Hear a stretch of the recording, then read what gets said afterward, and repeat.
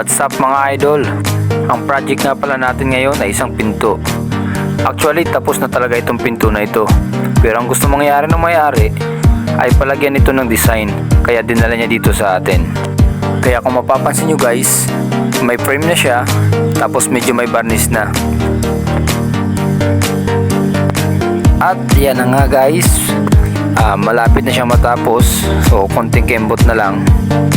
Bali, gusto nga pala palagyan ng may-ari nito ng kulay para daw mas kita siya kahit malayo.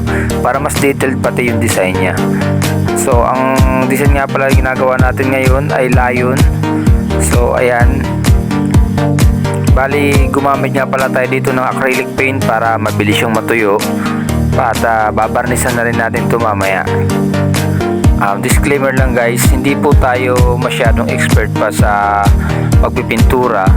So ginagawa ko lang po ito base sa aking experience.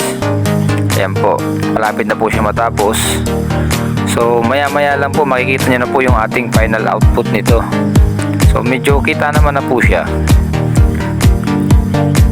Kita nyo naman po talagang lahat po ng parte niya ay detailed na po. So yan na po yung ating final output. Maraming salamat po sa inyong panonood. And God bless.